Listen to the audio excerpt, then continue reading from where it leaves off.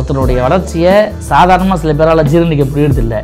கலைங்கிறது வந்து அட்லீஸ்ட் பார்த்திங்கன்னா ஒவ்வொன்றும் ஒவ்வொரு விஷயம் அப்டேட் ஆகிட்டே இருக்கும். இப்போ தியேட்டர் அப்படிங்கிறது வந்து இங்கே தான் வந்து சரியான அதுக்கு ஒரு அங்கீகாரம் கிடைக்கலையோ அப்படின்னு தோணுது. இப்போ சினிமா எப்படி ஆகிடுச்சுன்னு சொன்னால், என்ன தான் பெரிய பெரிய புதிய புதிய தொழில்நுட்பங்கள் வந்தாலும் சினிமா இப்படி சுருங்கி செல்ஃபோனில் வந்துருச்சு. ஆனால் பெட்டராக பண்ணணுங்கிறதுக்காக தான் விமர்சனம் பண்ணுறாங்க. ஆனால் நீங்கள் விமர்சனங்கிற பேர் எல்லாரும் குத்தி கிழிக்க ஆரம்பிச்சாங்க. கான்ட்ரவர்சியாக நீங்கள் எப்பேற்பட்ட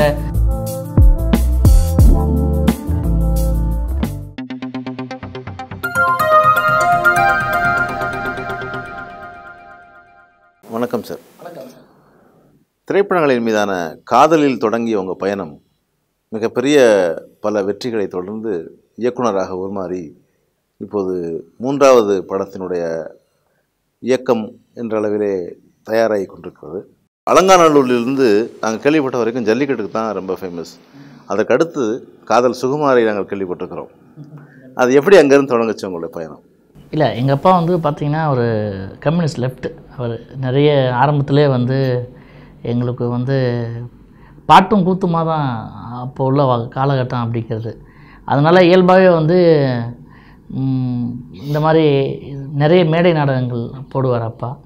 திருமுனை நாடகங்கள், ஓரங்க நாடகம். அது பார்த்திங்கன்னா மக்களை விழிப்புணர்ச்சி ஏற்படுத்துறதுக்காக திறந்த வெளியில் மலங்களிக்காதீங்க, அதுக்கப்புறம் வந்து சுத்தமாக இருக்கணும், நோய் வராமல் இருக்கிறதுக்கு என்னெல்லாம் பண்ணணும், இங்கெல்லாம் வந்து ஒரு 5 நிமிஷம் ஒரு கான்செப்ட் மாதிரி எடுத்து அதை நாங்கள் மௌனமாக அந்த மைம் ஆக்டிங் சொல்கிறோம். முக்கியமாக திருவிழா காலங்களில் வந்து இந்த வள்ளி திருமண நாடகம் அது மாதிரி நிறைய பண்ணுவாங்க இல்லையா? ஆமாம், அது அப்போ தான் நமக்கு அதுதானே திரைப்படங்களாக இருந்தது. நமக்கு பெரிய என்டர்டெயின்மெண்ட்டே அதுதானே. அப்போ எல்லாத்துக்குமே காது குத்து, கல்யாணம், எந்த நிகழ்வாக இருந்தாலும் அவசியம் ஒரு நாடகமோ இல்லை ஒரு கூத்தோ அப்படி இருக்கும்.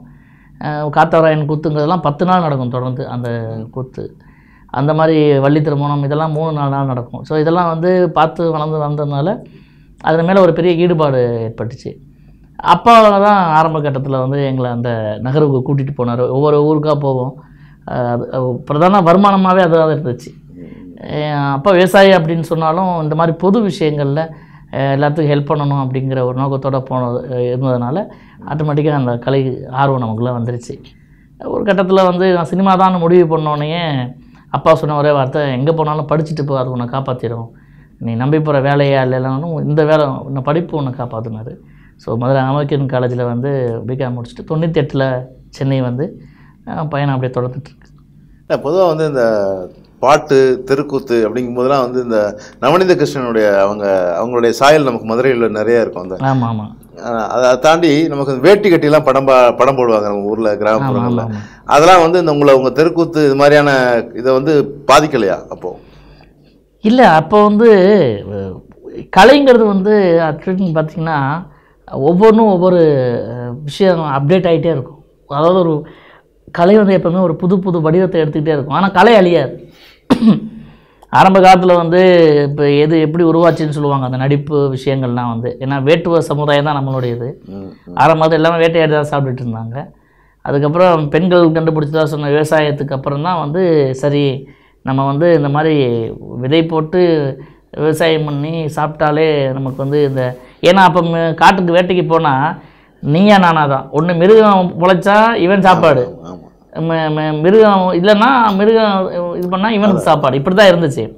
தன்னுடைய அந்த சாகசங்களை வந்து இரவுல வந்து எல்லாம் காட்டுக்குள்ளே வாழ்ந்ததுனால அதான உணவு சங்கிலியே ஒன்றை சாப்பிடுவது. இப்போ காட்டுக்குள்ளே இருக்கும்போது தன்னுடைய சாகசங்களை அவன் நடிச்சு காட்டுறதும், அந்த பெண்களும் சுற்றியுள்ள சிறுவர்களும் அதை பார்த்துக்கிறதும், இப்படி தான் நடிப்பு கலை உருவாச்சின்னு சொல்லுவாங்க. அங்கே எப்படி வேட்டையாடினா, எப்படி டெக்னிக்கை பயன்படுத்தினா அப்படிங்கிறத அவன் செஞ்சு காட்டும்போது அதை பார்த்த மக்கள் சைகை மொழியில் உரிமை அந்த அந்த மிருகமாக ஒருத்தரும் ஒரு வேட்டையாடுறவனா ஒருத்தரும் நடித்து இப்படி தான் நடிப்பு உருவாச்சின்னு சொல்லுவாங்க. அந்த மாதிரி என்ன மாதிரி பரிமாணங்கள் புதுசாக வந்தாலும் அந்த கலைக்குரிய அந்த விஷயத்தை ஒழுங்காக செஞ்சாலே அது உங்களுக்கு கொடுத்துரும். பாதிப்புலாம் பெருசாக எதுவுமே வந்ததில்லை. நாடகம் இருக்கும்போதே சினிமா வந்தது. அப்போ வந்து நாடகம் அழிஞ்சு போயிடும்னு சொன்னாங்க. ஆனால் ஆங்காங்கே நாடகங்கள் நடந்து கொண்டு தான் இருக்குது. அதாவது தியேட்டர் அப்படிங்கிறது வந்து இங்கே தான் வந்து சரியான அதுக்கு ஒரு அங்கீகாரம் கிடைக்கலையோ அப்படின்னு தோணுது.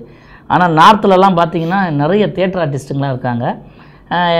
லண்டனில் வந்து உங்களுக்கு சினிமா பார்ப்பதை காட்டிலும் நாடகங்கள் தியேட்டர் தான் அதிகமான மரியாதை. அந்த சினிமா கலைஞனை விட தியேட்டர் ஆர்டிஸ்ட்டை தான் வந்து அவங்க ரொம்ப ரெஸ்பான்சிபிளாக பண்ணுறாங்க. நிறைய பிரசன்ஸ் ஆஃப் மைண்ட் நிறைய. பிகாஸ் அது என்ன காரணம்னா, இப்போ நேரடியாக உங்களுக்கு ஒரு படம் எடுத்து அது எங்கேயோ தியேட்டரில் ஓடி அங்கே ஒருத்தன் பார்த்து எங்கே கை தட்டினானா இல்லையான்னு கூட தெரியாமல், அங்கீகரிச்சானா இல்லையான்னு தெரியாமல் ஒரு ஒரு அனுமானத்திலே வாழ வேண்டியிருக்கும். பட்டு தியேட்டர் என்ன எக்ஸ்பீரியன்ஸ்னால், இப்போ நேரம் நடிக்கும்போது இமிடியட்டாக நீங்கள் சொல்கிற நடிப்புக்கும் வசனத்துக்கும் உடனே கிளாப்ஸ் கிடச்சிரும். அதை அவங்க அங்கீகரிக்கணும் இல்லையாங்கிறது உடனே அந்த ரிசல்ட் தெரிஞ்சிடும். அப்போ இப்போ அப்படி ஒரு பர்ஃபார்மன்ஸை வந்து நீங்கள் ஆடியன்ஸுக்கு முன்னால் பண்ணுறதுக்குன்னு ஒரு தனி ஒரு இது தேவை, திறமை தேவை. அதுக்கு த்ரில்லும் கூடாது. இது எப்படி அது வரப்போகுதுன்னு தெரியாமல். அதனால தான் அந்த கைத்தட்டலில் கேட்டு கேட்டு கேட்டு கேட்டு நிறைய வந்து மெருகேறிட்டே வர்றான். அதாவது இப்போ சினிமா எப்படி ஆயிடுச்சுன்னு சொன்னால், என்ன தான் பெரிய பெரிய புதிய புதிய தொழில்நுட்பங்கள் வந்தாலும் இந்த கலையை அழிக்க முடியாது, சினிமாவை அழிக்க முடியாது. அது வேறு மாதிரி வடிவெடுத்துக்கிட்டே இருக்கும். நீங்கள் சொன்னாங்க டிவி வந்தோடனே சினிமா போயிடுச்சு அப்போ இப்போ நாங்கள் இல்லை. அந்த தேட்டரில் நீங்கள் நம்ம ஆரம்பத்தில் இங்கே வரும்போது பேசினது தான். அதாவது ஒரு தியேட்டரில் போயிட்டு எல்லாருமே கூட்டமாக இருந்து ஒரு கருப்பு இந்த இருளில் ஒரு வெள்ளை இதில் இமேஜை பதிவு பண்ணி அதை பார்த்து கைத்தட்டது ரசிக்கிறது சிரிக்கிற அந்த உணர்வெல்லாம் அது ஒரு திருவிழா காலம். நீங்கள் வீட்டுக்குள்ளே உட்காந்து திருப்பதி தரிசனத்தை பார்த்து கண்ணத்தில் போட்டுக்கிட்டாலும் நேரடியாக கீழே நின்று பார்க்குற அனுபவத்தை எது கொடுக்கும் சொல்லுங்கள். அந்த மாதிரி தான் இது. ஸோ எதையும் அழிக்க முடியாது, அது வேற ஒரு வடிவம் எடுத்துக்கிட்டு. இப்போ அந்த ஓடிடி இதெல்லாம் வந்து பேசிட்டு இருக்கோம். இப்போ வந்து நிறைய ஓடிடியில் வந்தால் பரவாயில்லன்னு, ஆனாலும் கூட இதுனாலையும் வந்து சினிமா அழியாதுங்கிறது தான் மறுபடியும் நிரூபிக்கப்பட்டது. அதாவது சினிமாவுடைய அசைக்க முடியாத ஒரு இடம் எங்கே இருக்குதுன்னா, எத்தனை தான் செல்ஃபோன்லேயே இப்போ வந்து சுருங்கிடுச்சு. ஆனால் முதல்ல வந்து கண் அகட்டி பார்த்தப்ப இப்போ கண்ணை சுருக்கி பார்க்க ஆரம்பிச்சிட்டான், அவ்வளோதான். சினிமா இப்படி சுருங்கி செல்ஃபோனில் வந்துடுச்சு. ஆனால் தமிழ்நாட்டை பொறுத்த வரைக்கும் நம்ம ஒரு விஷயம் எடுத்துப்போம். ஒரு 8 கோடி பேர் இருப்பாங்களா, கணக்கு எடுத்தால் ஒரு 7 கோடி பேர் வரும்னு வச்சுக்கோங்களேன். இதில் வந்து 3 கோடி பேருக்கு சினிமா பார்க்குறது மட்டும்தான் பொழுதுபோக்கு.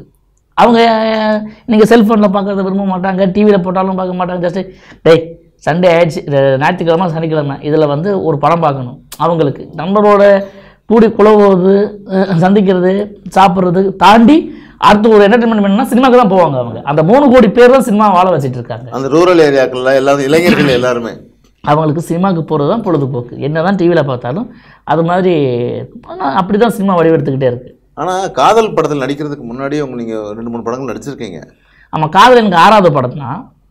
முதல் படம் வந்து கலகலப்பு அப்படிங்கிற ஒரு படம், ஏல் அழகப்பன் சாருடைய தயாரிப்பில் நெப்போலியன் உதயா நடித்தா அப்போ வந்துச்சு 2001. அதில் தான் அறிமுகம் போட்டாங்க. அதுக்கப்புறம் பொன்னான நேரம், அப்புறம் காதல் சாதி என்னுடைய முதல் படம். அது தனுஷுடைய அப்பா கஸ்தூராஜாவுடைய இயக்கத்தில் வந்த படம்.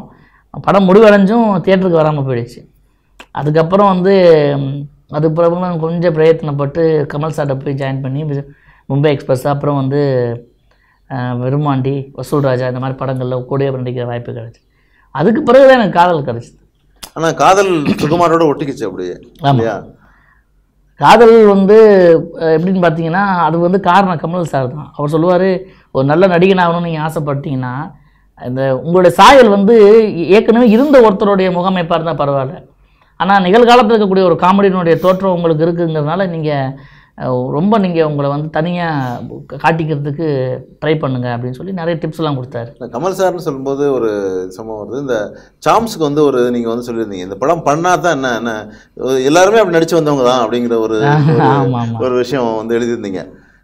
எல்லா படமும் ஒன்று தான், எதுலேயும் நீங்கள் பிரயத்தனப்பட்ட அதாவது காமிக்கலாம், அவங்க சிறமை காமிக்கலாம். அதுக்கு தான் கமல் சார் சொல்லுவார், காமெடியன்னு ஒருத்தன் இல்லை, நடிகன் தான். இப்போ இப்படி பார்த்தீங்கன்னா சூப்பர் ஸ்டார் நிறைய படங்களில் காமெடி பண்ணியிருப்பார். அவர் ஒன்று காமெடி ஆர்டிஸ்டா இல்லையா? அது எல்லா தளத்துலையும் ஒரு நடிகன் இயங்குவான். என்னென்னா பிரதானமாக அவன் ஏற்று நடிக்கக்கூடிய பாத்திரங்களை வச்சு அவர் காமெடி நடிகர், இவர் குணச்சித்திர நடிகர், அவர் ஹீரோ அப்படி நம்ம பிரிச்சுருக்கோம். நீங்கள் ஹாலிவுட் வெளிநாட்டு படங்கள்லாம் நீங்கள் ஆர்டிஸ்டாக தான் பார்ப்பாங்க. அவர் ஹீரோ. ஜிம் கேரிலாம் அவங்கள பொறுத்த வரைக்கும் ஒரு பர்ஃபார்ம் பண்ணுற ஆர்டிஸ்ட்டு தான். இப்போ எங்களுக்குள்ளே அதுதான் தோணும். இப்போ நாங்கள் வந்து இப்போ ஒரு ஸ்டேஜில் வந்து ஒரு கோமாளி நடிக்கிறான்னா அவனை பார்த்து கீழே எல்லாம் கை தட்டிட்டு இருப்பாங்க, முட்டாள்தனமாக பண்ணுறான் பாரு எல்லாமே அப்படின்ட்டு. ஆனால் அவனை பொறுத்த வரைக்கும் அவன் பர்ஃபார்மர், அவன் எல்லாரும் முட்டாளாக்கிட்டு இருக்காங்கிறது அவங்களுக்கு யாருக்கும் தெரியாது. நாகேஷ் சொல்லுவார், அதாவது காமெடியெலாம் நடிக்கிறதுக்கு தான் வந்து நிறைய எல்லாத்தையுமே தெரிஞ்சிருக்கணும். ஆமாம், எல்லா திறமையும் அவருக்குள்ளே இருந்தால் ஹீரோவாக இருக்கணும், எல்லா காமெடியாக இருக்கணும், நகைச்சுவை கேரக்டர் எல்லாமே இருந்தால் தான் செய்ய முடியும். ஏன்னா அள வைக்கிறதுக்கு எல்லாராலையும் முடியும். அது இப்போ கக்கத்தில் இப்போ நாங்களாம் ஸ்டேஜில் நிறைய ப்ரோக்ராம் பண்ணும் போதெல்லாம் இப்படி வச்சுக்கிட்டு உட்காந்துருப்பானுங்க, கையே தட்ட மாட்டேன் நீ என்ன பண்ணாலும் அப்படின்றவங்களாம் இருக்கான். அதெல்லாம் ஒன்றும் பண்ண முடியாது. அது ஒரு தீவிரமாக ஒரு மனோவியாதி. அது நீ என்னெல்லாம் வந்து நீ அசரடிக்கவே முடியாதுன்றவனா நம்ம ஒன்றுமே பண்ண முடியாது. எப்போவுமே நகைச்சுவையை ரசிக்கிறதுக்கு ஒரு சின்ன ஒரு குழந்தைத்தனமும் ஒரு பைத்தியக்காரத்தனமும் தேவை. அது இருந்தால் தான் நீங்கள் சிரிக்க முடியும். அது போட்டுட்டு அதை எப்படி வரும், இப்படி அது வராதே அது அப்படின்னு சொல்லி காமெடி சொன்னால் ரசிக்கணும், இல்லை சிரிக்கணும். அதுதான் அதனுடைய அடுத்த ரெஸ்பான்ஸு. அதை விட்டுட்டு இவங்க அந்த மாதிரி வந்து சவாலான விஷயம். அதாவது சாப்ளின் சொன்னது தான் ஞாபகம் வருது. அவர் சொன்னார், comedy is a serious business. அதை நீங்கள் சாதாரணமாக பண்ண முடியாது சார். அது அந்த உங்களுக்குள்ளே இருக்கிற அந்த உணர்வை எல்லாருக்குமே கஷ்டம் இருக்குது. நீங்கள் என்ன பண்ணுங்கன்னா 2 சோகமான சம்பவம் சொன்னால் என் கண்ணில் கண்ணீர் வந்துடும் சார். ஆமாம், அதை வந்து ஏன்னா எல்லாருக்கும் கஷ்டம் முடியும். என்ன விஷயம்னா எல்லாருக்குள்ளேயும் அதிகமான துன்பம் தான் இருக்குது, கவலைகள் தான் இருக்குது, எதிர்பார்ப்புகள் தான் இருக்குது. அதனால அவன் சொல்லும்போது ஆமாம்ல இது எனக்கும் நடந்திருக்கு அப்படின்னு ஈஸியாக அதை அட்மிட் பண்ணிடுறான். ஆனால் அப்படிப்பட்ட ஆட்களை வந்து சிரிக்க வைக்கிறதுங்கிறது வந்து சாதாரண விஷயம் கிடையாது. அது ரொம்ப ஒரு பெரிய உத்தியே தேவைப்படும். அது நம்ம ஒரு விஷயத்தை பண்ணிவிட்டு அதுக்கு ஒரு ரிசல்ட் வரணும். இப்போ எங்கள் குருநாதர் ஒருத்தர் இருக்கார். அவர் என்ன சொல்லுவார்னா, அவர் வைத்தியர், மருந்து கொடுத்தா ஒன்றும் குணப்படுத்தணும், இல்லைன்னா சைடு எஃபெக்ட் வரணும். எந்த விளைவையும் ஏற்படுத்தாத ஒரு மருந்து எதுக்கு அப்படின்னு கேட்பாரு. அந்த மாதிரி நம்ம அது மாதிரி தான் நகைச்சுவை அப்படிங்கிறது. சில பேர் நகைச்சுவையை சீரியஸாக பண்ணுவாங்க, அது வேறு மாதிரி விளைவுகள்லாம் கொடுத்துரும். அது ஏதாவது ஒன்று ஒரு விமர்சனத்துக்கு ஆளாயிடும். எந்த படைப்பாக இருந்தாலும் ஒரு விமர்சனம் வந்தால் தான் அது முளையும் அழகும் பெரும் முழுமையும் அடையும். அதுக்கெல்லாம் பயந்துட்டு இருந்தால் நடக்காது. பெட்டராக பண்ணணுங்கிறதுக்காக தான் விமர்சனம் பண்ணுறாங்க. ஆனால் நீங்கள் விமர்சனங்கிற பேர் எல்லாரும் குத்தி கிழிக்க ஆரம்பிச்சிட்டாங்க. கான்ட்ரவர்சியாக நீங்கள் எப்பேற்பட்ட கொம்பனா கூட நீங்கள் என்ன மாதிரி படம் எடுத்தாலும் நான் அவனை குத்தி கிழிப்பேன்னு ஒரு அதுக்கு என்ன காரணம்னா, ரொம்ப சிரமப்பட்டிருப்பாங்க சினிமாக்குள்ள அந்த மாதிரி கேரக்டர்லாம் வர்றதுக்கு. அந்த இயலாமையோட வெளிப்பாடு. அவனால் சினிமாவில் ஜொலிக்க முடியல, அவனால் நல்லா வர முடியலன்னு சொன்னோன்னா இந்த மாதிரி குத்தி கிழிக்க ஏற்கனவே ஜெயிச்சவங்கள இப்போ கரண்டில் இருக்கவங்கள அவங்கள குத்தி கிழித்து இந்த மாதிரி ரணப்படுத்தி அதில் ஒரு சுகம் காண்றது. அது வந்து இப்போ உள்ள குணம் இல்லை சார். அது ஹோமோசேப்பியன்ஸ்னு சொல்கிற நம்மளுடைய முதல் மனிதனுக்கு இல்லையா, அது வந்து அந்த குரங்குகள்கிட்ட இருந்து அவங்க பழக்கம் வந்துச்சுமாங்க. இப்போ ஒரு ஆராய்ச்சி என்ன சொல்லியிருக்காங்கன்னா, கீழே வந்து குரங்கு கீழ்கிளையில் இருக்கும்போது மேலே ஒரு குரங்கு கையில் கிடச்ச காயை பறித்து அந்த குரங்கு மேலே போட்டுட்டு திரும்பிக்குமா. அது வந்து அந்த குரங்கு மேலே யார் இதெல்லாம் இன்னும் நடந்துட்டு தான் இருக்குது. அந்த மாதிரி நிறைய சேட்டைகள், அந்த சேட்டைகள் அதான் சொல்லுவாங்க, பிறப்படுப்பதற்காக உதவிய வால்னு ஒன்று இருக்குது இல்லையா. இப்போ எல்லா விந்தணுக்கள்லையும் பின்னால் பார்த்தா ஒரு வால் இருக்குது. அது பிறப்பதற்காக உருவாக்குன வால். அது இருக்கிறதுனால தான் நம்ம கர்ப்பத்துக்குள்ளே நுழைய முடியுது. அந்த வால் நிறைய பேருக்கு இன்னும் மறையலை, விசிபிள் இல்லாமல் இருக்குது, அவ்வளோதான், இன்விசிபிளாக இருக்குது. அந்த வால் இன்னும் ஆடிக்கிட்டு தான் இருக்குது. நகைச்சுவையுடன் உடன்கூடிய சுகுமார் வந்து எப்போ திடீர்னு, ஏன்னா பொதுவாக வந்து ஒரு பிளாட்ஃபார்மில் இருக்கும்போது நம்ம அதுலேருந்து வெளியே போகிறதுக்கு மனசு வராது. ஏன்னா நீங்கள் வந்து உங்களுடைய பிளாட்ஃபார்ம் சரியாக போயிட்டே இருக்குது, ஒரு நகைச்சுவை கலந்த ஒரு கேரக்டரோட பண்ணிகிட்டே இருக்கீங்க. அப்போ திடீர்னு ஏன் இயக்குனர் ஆகணும்னு உங்களுக்கு தோணுச்சு? திடீர்னு அந்த ஒரு அந்த விஷன் எப்படி வந்துச்சு? அது எல்லாருக்குமே ஒரு இது இருக்குது சார். ஒருத்தனுடைய வளர்ச்சியை சாதாரணமாக சில பேரால் ஜீரணிக்க முடியறதில்லை. இப்போ கோமாளியாகவே ஏன்னா நான் வந்து நடிகனாகணும் அப்படிங்கிறது என்னுடைய கனவாக இருந்தால், என்ன ஒரு இயக்குநராக்கி பார்க்கணுங்கிற கனவு எங்கள் அப்பாவுக்கு இருந்தது. நான் ஒரு 100 படம் நடித்து முடிச்சிட்டேன், தமிழ் தெலுங்கு மலையாளம் அப்படின்னு நடித்து முடிச்சுட்டு எங்கள் அப்பாவை பார்க்க போயிட்டு, என்னப்பா உங்களை நான் சந்தோஷப்படுத்திட்டேன்னா, எதை தேடி ஓடணும் அதை வந்து நான் உங்களுக்கு சொல்லிட்டேன்னா, ஆமாடா எல்லாருமே முன்னொன்று உன்னை ஃபோட்டோக்காரர் பையன்பாங்க, இப்போ சுகுமாரோட அப்பான்னு சொல்கிறாங்க, அந்த பேர் எனக்கு வாங்கி கொடுத்துட்டேன், ஆனால் நீ கோமாளியே சாக போறியான்னு கேட்டாது. புரியலையப்பா அப்படின்னா, இல்லை இப்படி காமெடி பண்ணிட்டு நீ போக போறியா அப்படின்னோன்னு, என்னப்பா புரியல, உனக்கு நல்லா பாட்டு எழுத வருவன், கவிதை எழுதுவ, கதை எழுதுவ, நாடகங்கள் போட்டிருக்க, நீ நடிச்சின்னா நம்ம குடும்பம் நல்லாயிருக்கும். ஆனால் நீ ஒரு படம் எடுத்துனா 1,00,000 பேர் பழைப்பான். போஸ்ட் ஓட்டுறவங்க தியேட்டர் டிக்கெட் கிளிக்கிறவன் வந்து எல்லாருக்குமே ஒரு வாய்ப்பு கிடைக்கும். ஒரு 100 குடும்பங்களுக்கு நீங்கள் வாய்ப்பு தரலாம், வேலை கொடுக்கலாம், நிறைய நடிகர்களை உருவாக்கலாம். உனக்கு ஒரு அடையாளம்னு இப்போ நடிகர்னு ஒரு அடையாளத்தோடு நீ போயிடாதன்னு சொன்னப்போ தான் அது எனக்குள்ளே பண்ணலாமே அப்படின்னு சொல்லி பண்ணேன். நான் என்ன பண்ணாலும் சினிமா விட்டுட்டு போகாமல் இருக்கேன் இல்லையா, அதுதான் முக்கியம். நான் சினிமாக்குள்ளே இருக்கேன். நான் எடுக்க திரைப்படங்களில் முதல் படத்தில் நடித்தேன், திருட்டு விஷயம். 2வது படத்தில் நான் நடிக்கலை. ஏன்னா அது ஒரு பெரிய கிரௌட் வந்து ஒரு மாதிரி, அதாவது புதிய மாதிரியான ஒரு கதை தான். ஏன்னா அது வந்து அந்த நேரத்தில் வந்து யாரும் எதிர்பார்க்காத காதல் சுகுமார் வந்து இப்படி பண்ணுவாரா அப்படின்னு ஒரு சின்னதாக ஒரு கேள்விக்குறி இருந்துச்சு. அதை வந்து வியப்பு மாற்றுறீங்க நீங்கள். முதல் படங்கிறதுனால நிறைய தவறுகள் இருந்ததை மன்னிச்சிட்டாங்க மக்கள். 2வது படம் பண்ணும்போது நம்ம உள்ளே நடிக்கக்கூடாது அப்படின்னு சொல்லி நான் ஒரு சீனில் கூட நடிக்காமல் வெளியே இருந்து டைரக்ட் பண்ணேன். அது வந்து ஒரு பெரிய எனக்கு ஒரு அனுபவத்தை கொடுத்தது, ஒரு பெரிய மனநிறைவை கொடுத்தது. படம் ஓடுது ஓடலைங்கிறதெல்லாம் இந்த காலத்தில் வந்து ஒரு பெரிய விஷயமே இல்லை. படம் ரிலீஸ் ஆகிடுச்சா அதுவே சக்ஸஸ் தான். ஆமாம் ஆமாம். அப்படி ஒரு கட்டத்துக்கு வந்துட்டோம். ஜமீன் கதை வந்து ஒரு வித்தியாசமான கதை தான். அது வந்து அது மாதிரி எதிர்பார்க்காத, அதான் ஏற்கனவே வந்திருந்தா மாதிரி தெரிஞ்சிருந்தாலும் கூட ஒரு படம் எடுக்கிறதுங்கிறது அதுக்குள்ளேயே ஒரு படம் எடுக்கிறதுங்கிறது சாதாரண விஷயமே இல்லை. இல்லை, அதுதான் நம்ம இந்தியன் எக்ஸ்பிரஸில் கூட சொல்லியிருந்தாங்க. It's a look like Tamil Lagaan அப்படின்னு சொல்லி போட்டாங்க. ஒரு லகான் படத்துக்கு பார்க்குற ட்ரீட்மெண்ட் எப்படி இருந்துச்சோ அது இந்த படத்தில் இருந்துச்சு அப்படின்னு சொல்லுவாங்க. அது வெளியான காலகட்டம் ஒரு படத்துக்கு ரொம்ப முக்கியமான விஷயம். அந்த படம் வந்த ஒரு வாரத்தில் கபாலி திரைப்படம் வந்து நிறைய தேட்டரில் எங்கள் படத்தை எடுத்தாங்க, தூக்கிட்டாங்க. பட் அதை மீறி மக்கள் அங்கீகாரம் அப்படிங்கிறது வந்து எங்களுக்கு கிடச்சதுன்னு தான் சொல்லணும். அது எங்கள் ப்ரொடியூசர் டிஎன்ஏ ஆனந்தன் இப்படி ஒரு கதையை அவங்கள படமாக பண்ணுறதுக்கு ஒரு பெரிய அசாத்திய துணிச்சல் வேணும். அதை அவர் பண்ணார். எல்லாவற்றையும் தாண்டி ஆர்டிஸ்ட் வேல்யூ அப்படிங்கிற சில விஷயங்கள்லாம் இருக்குது சார். அது வந்து வியாபாரத்தை எந்த அளவுக்கு ஒரு படம் எடுக்கும்போது அதை பாதிக்கும். அப்படி ஒரு மாயத்தை உருவாக்கிட்டாங்க, அப்படி ஒரு தோற்றத்தை உருவாக்கி வச்சுருக்காங்க. ஆர்டிஸ்ட் நினச்சா தான் படம் ஓடும், ஆர்டிஸ்ட் நினச்ச முன்னால் தான் நம்ம ஓடணும், இவனை வச்சு தான் நம்ம வந்து டிபெண்ட் பண்ணிக்கணும் அப்படின்ட்டு தன் மேலே நம்பிக்கை இல்லாமல் புதுமுக நடிகர்களுக்கு வாய்ப்பு தராமல் இன்னும் வந்து அவருக்காக தான் வெயிட்டிங், இவருக்கு தான் வெயிட்டிங் அப்படின்னு அடுத்த ஆப்ஷன் போகிற தைரியம் ஒரு இயக்குனராக வர புது ஆளுங்களுக்கு நிறைய பேருக்கு இல்லை.